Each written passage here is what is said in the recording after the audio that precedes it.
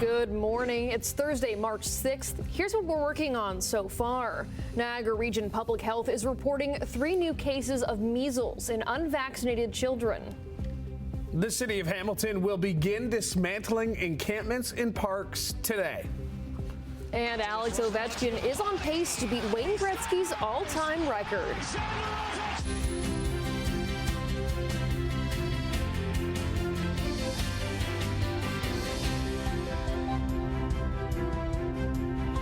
Good morning. Thanks for joining us bright and early on your Thursday morning. Good morning to you, Louie, and good morning to Brian. Good morning. Good morning. It was a weird, heavy rain, mixed precipitation drive to work today. A little bit windy too. How was your drive in? Not bad. It was raining pretty heavy going up the hill. I'm from Hamilton. I'm going up Highway 6 there. The second I turn onto Highway 5, it's snow. Very mixed. Yeah, you come up the higher elevation, you get the cooler temperatures, and everything changes into snow, and that's what we're going to get today. Yes, unfortunately. Not a lot of snow, but I know we don't want that word anymore. But yeah, that's the problem. So maybe a couple of centimeters of snow for the day today. As the temperature continues to fall. We got to 9 degrees yesterday for the high for Hamilton. We had that east wind off the lake, which kept our temperature down a little bit from the forecast high. But today, the temperature has been consistently falling throughout the overnight. We were +1 a couple of hours ago. Now we're sitting at 0, and we will continue to fall today. We should hit a high or low of -3 for the day today. However, that wind, and we have a advisory talking about the wind. Winds could gust 70 to 80 kilometers an hour in Niagara. That's going to give us wind chill values of -11 today. So a different day today with the cold air and the wind, and of course that snow. We'll talk about it coming up. Looking at traffic, nothing that I can show you at the moment. 403 Waterdown Road is looking pretty good at the moment. Nothing to see right there. That camera's been shaking a bit with the strong winds that we have. To some MTO traffic cameras, just show you a few. Miller Road, Stoney Creek, nothing to see there. Same with the top of the Skyway Bridge. Burloak looks pretty good at the moment. The problem we have is in the Stoney Creek area. Highway 8 is closed from Royalwood Court to Jones, and the intersection is closed at Fruitland Road for a police investigation. Fruitland is closed, Sherwood and Highway 8. So we will have details. Simone Gavros is heading to the scene, or she could be there right now. We'll get an update on that coming up in a few minutes. We'll check weather and traffic in other areas. Right now, the news. Thanks, Brian. And we're actually going to be sticking with that crash. Highway 8 in Stoney Creek is closed for a police investigation, which is affecting several roads in the area. Simone Gavros is there. Simone, what do we know so far? Well, Emily, we're here at Fruitland Road and Highway 8 here in Stoney Creek, and this is the scene that police have closed off right now until there's a number of road closures here in the area. Right now, this area is taped off, and you can see that there's 2 cars right here in the scene that look to see that there's airbags deployed. It's unclear exactly what the damage is like there, but there's a number of police officers on scene at this point that we are still learning a lot of information right now. And police have just sent out a release about this information that we are still learning. Police say that there were several vehicles involved in a shooting, with 2 vehicles remaining on scene. So police have confirmed that this is an early morning shooting in Stoney Creek. Police say it happened around 4:20 in the morning. Multiple shots were fired during this incident, and there is a man who has suffered from gunshot wounds, and he was brought to hospital in critical condition. So that is just confirmed right now. The 2 vehicles involved in this scene are likely just the crime scene right now that police are going to be holding for this ongoing investigation. Again, this is still being updated right now that we are learning from police. All this information just came out moments ago, so we're going to be bringing those information throughout the morning. But for the time being, there's those multiple road closures that remain in place, including right here on Highway 8 in Fruitland in Stoney Creek. For now, things back over to you, Louie.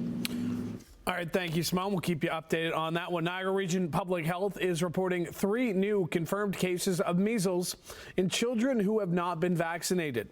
The health unit says it is reaching out to those who have been identified as being exposed to the measles virus. It also says that anyone who visited Medcare clinics at Scott Street Medical Center in St. Catharines last Sunday between the hours of 4:20 and 6:20 p.m. should watch for symptoms for up to 21 days and ensure their measles vaccination is up to date. Meanwhile, Grand Erie Public Health and Southwestern Public Health are set to provide updates on regional measles situation this afternoon. There, at least 79 cases have been reported in that region. Patients may have been exposed to an infectious disease at Hamilton East Mountain Dental Clinic. Hamilton Public Health has identified infection prevention and control concerns at dentistry at Fennel and Ottawa. The agency says the clinic failed an on-site inspection on February 20th and found insufficient evidence that instruments were properly sterilized. Anyone who received treatment between July 25th, 2019 and February 20th of this year is asked to consult their primary care provider to discuss testing for hepatitis B, hepatitis C, and HIV. The process to dismantle encampments in parks around the city of Hamilton will begin today. Hamilton City Councilors voted 13-2 in favor of moving forward with a plan to carry out its post-encampment protocol. This plan involves dedicated police officers, which requires additional funding. There was back and forth between councillors, with Ward 2 Councillor Cameron Crutch saying using police enforcement to remove encampments and uphold the municipal parks bylaw is not the way to go. Federal housing advocate who's an arm of the National Housing Strategy and who has a legislative mandate on the subject wrote to council today and said this isn't the way to go, forcing evictions is not the way to go. And we saw before we had this version of the encampment protocol the kinds of impacts that people suffered. Public Works and Healthy and Safe Communities departments have also been directed to change the park's washroom and recreation center shower access programs. The City of Hamilton says it will be buying locally from now on. City Council voted yesterday to approve amendments to the city's procurement bylaw to prioritize buying local and Canadian goods. Hamilton isn't the first city to do so. Several municipalities are making the shift in the wake of tariffs from the United States and Premier Doug Ford's move to ban the Ontario government from procuring from U.S. companies. The fact is that the President of the United States is not following the free trade agreement. The President of the United States is not following any international conventions or laws or accepted trade agreements. So I don't see why we should. There are exemptions to the motion for emergencies like public health procurement and for products only available from the states. The motion also asks Premier Ford for more guidance and answers to questions about if Hamilton can break current agreements or Canadian trade rules. GO service along the Lakeshore line to Hamilton and Burlington will be affected this weekend as crews continue construction work. Starting at 11 p.m. tomorrow, trains will only run between Union and Oakville Station. Service between Oakville, Aldershot, and West Harbour will be replaced with GO buses. The last train to Niagara Falls Friday night will depart Union Station at 10:22 p.m. Then over the weekend, GO trains will not be running from Hamilton or Burlington. Trains will again run between Oakville and Union Station.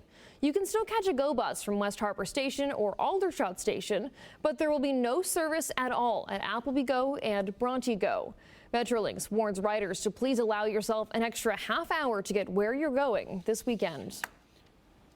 All right, lots to get to from sports last night, but let's start on the ice, where after a quick stop home, the Leafs were back on the road. They kicked off a 3-game Western Road swing. They were in Las Vegas, taking on the Golden Knights.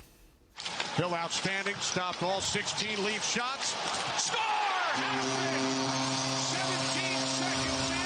It is now 4-0 Vegas.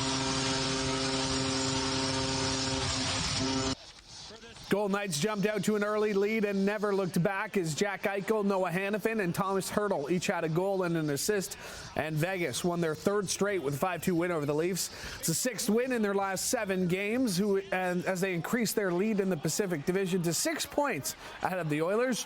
Meanwhile, second straight loss for the Leafs, who now sit tied with the Panthers for first in the Atlantic Division with 79 points. To the front from Montiapani, and he scores! Alexander Ovechkin!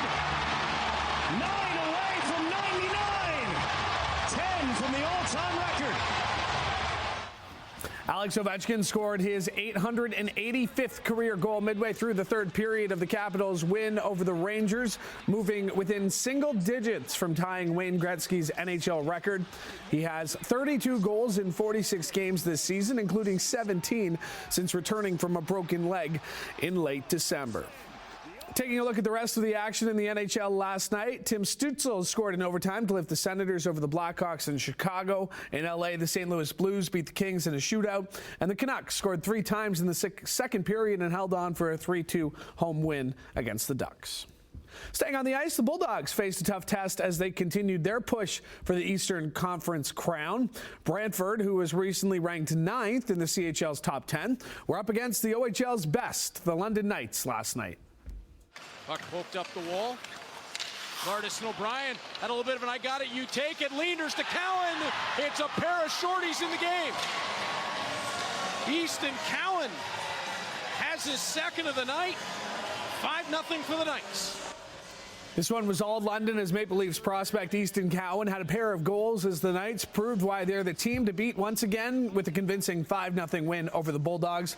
London, who actually slipped to number 2 in the CHL's rankings for the first time since November, are 48-9-2 on the season with 98 points. Bulldogs back in action Friday in Flint. Checking in on the world of basketball, where it was another game, another monster night for the pride of Hamilton, Shai Gilgeous-Alexander. Wiggins, but a long way to go. First in the regular season, as Gilgeous-Alexander hits the three-pointer. 41 points, unstoppable. SGA continued to make his case to take home the NBA's Most Valuable Player award, finishing with 41 points to go along with 8 assists and a pair of boards as the Thunder beat the Grizzlies 120-103 in Memphis last night. It was the Thunder's 5th win in a row, who now lead the Western Conference by 11 games with 20 games to go in the regular season. And the top players on the PGA Tour are set to tee off this morning at the first round of the Arnold Palmer Invitational from Bay Hill, Florida. World number 1 Scottie Scheffler, the defending champion, and is looking for his first win on tour this season. Now, this tournament considered a signature event with a purse of $20 million, including $4 million for the winner. Meanwhile, 5 Canadians in the field, including Dundas's Mackenzie Hughes, who tees off at 11 a.m., and Listowel's Corey Connors, who goes out at 12:05. All right, 6:12. It's the 6th morning of March, and Thursday morning here, we'll look at traffic. We've got a lot to get to today. We'll look at traffic first of all. 403 Waterdown Road, nothing there. To our MTO traffic cameras, nothing I can show you as far as the cameras are concerned. QEW Welland, all the way through Millen Road, doing fine. 403 Junction with Brand Street. Brand Street's just in the distance there, as you can see. Looks good. Ford Plant to Etobicoke Creek. We've got the big problem in Stoney Creek. Highway 8 closed from Royalwood Court to Jones. Intersection is closed. Fruitland Road as well is closed between Sherwood and Highway 8. This is a police investigation, so this is going to be ongoing. Avoid that intersection as long as you can today until we give you the all clear. Let's look at the temperature right now. Temperature has been falling throughout the overnight hours to 0 at the moment. The winds have been picking up. They are still west-southwest, 35 to 48. So you'll feel those gusts when you step out this morning. The sky is cloudy at the moment. We have had some light snow flurry activity, and we will get some more. So for school today, it'll be cloudy. There will be some light snow. We could get a couple of centimeters. Temperature will fall to -3 with a wind chill of -11 later on. That's a look at the radar picture from the past 6 hours. You can see the blue is snow getting closer to us, getting closer to the horseshoe. So we could get some of that snow flurry activity for the day today. All because of that low pressure system going to the north of us. The cold front has gone through, shifting the winds around and bringing in that colder air And you'll notice it today. It's going to be a chilly, raw day because the winds, special weather statement talking about the winds to 70 and 80 kilometers an hour today. So today with that 2 centimeters of snow, temperatures will fall to anywhere from -2 to -3. And then, of course, you factor in the winds, as I've been saying. Tonight, temperatures won't fall too far from there. -3, -4, Burlington about -2. And there'll just be some flurries tonight. The winds won't be quite as strong. Tomorrow, we're going to climb to the plus side once again. We'll start off with some flurries in the morning, and then we'll see some clearing. So some sunshine and temperatures anywhere from 2 to 3 for the horseshoe for tomorrow. So we go down today and we go up tomorrow. So out the door this morning, the temperature is sitting, well, steady so far this morning at 0. It is cloudy and it is windy. And we'll look long range coming up. Emily, Louie. Thanks, Brian. Looks like a chilly forecast out there.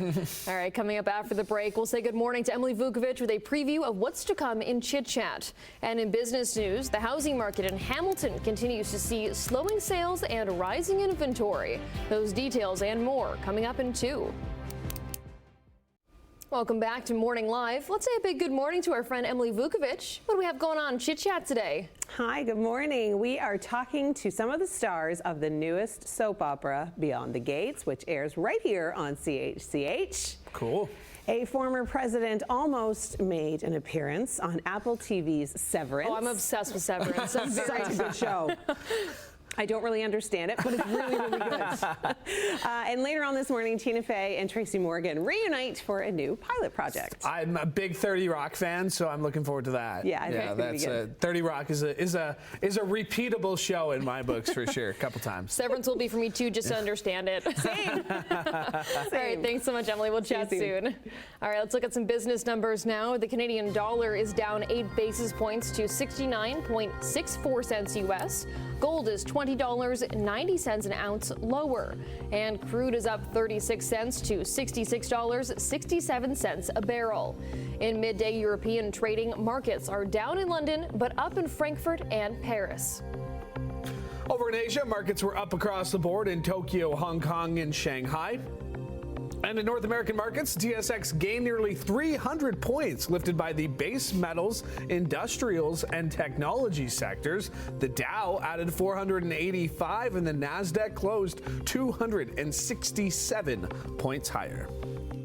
Hamilton's housing market sales dropped 35% in February, the lowest for the month since 2009. The Cornerstone Association of Realtors says the market is stabilizing and adjusting to long-term trends. New listings saw a smaller decline of 9%, keeping inventory levels high. Supply rose 28% to the highest February total since 2013, putting downward pressure on prices. The benchmark price fell 3% to $812,000, which declines across all property types. U.S. President Donald Trump has granted a 1-month exemption on his stiff new tariffs on imports from Mexico and Canada for U.S. automakers amid fears that the trade war could harm U.S. manufacturers. Press Secretary Caroline Leavitt made the announcement after Trump met with the executives from the Big Three, Ford, General Motors, and Stellantis. Ontario Premier Doug Ford says he and Prime Minister Justin Trudeau are in the same page with the position that Canada will not be compromising on tariffs. Canadian shoppers can expect some grocery store prices to rise due to the North American trade war, but experts say it won't be on all products and not all at once. After U.S. President Donald Trump imposed sweeping tariffs on Canadian goods earlier this week, Canada responded with tariffs of its own on a broad range of U.S. imports, including food products like orange juice, alcohol, and coffee. Experts say Canada's second round of retaliatory tariffs come into play later this month, and the effects will likely be more pronounced at the grocery store. Ottawa says the second round would include fruits and vegetables, some meats, and dairy. Meantime, there's been an increase in complaints involving the labeling of food products in Canada. The Canadian Food Inspection Agency says the rash of complaints have come in the last few months about items mislabeled as being products of Canada or missing information about their country of origin. The CFIA is still reviewing the complaints and says it's too early to tell if there has been non-compliance. The increase in complaints comes as Canadians become increasingly supportive of local businesses in an effort to feed off those threatened U.S. tariffs. All right, let's look at business news this half hour. We'll be taking a break, and Brian will be back with your traffic and 7-day forecast. Stay with us.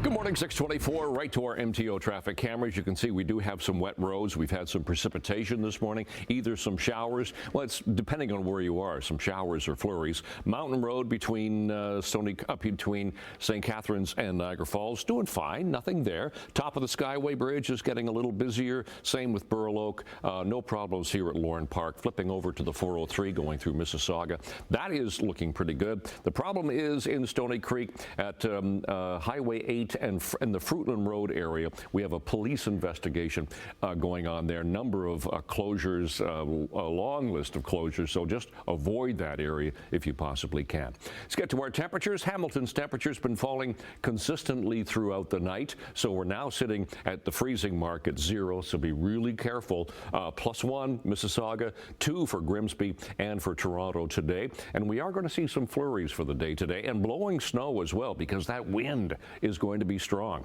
So seasonal temperatures are +2 and -6 for the overnight low.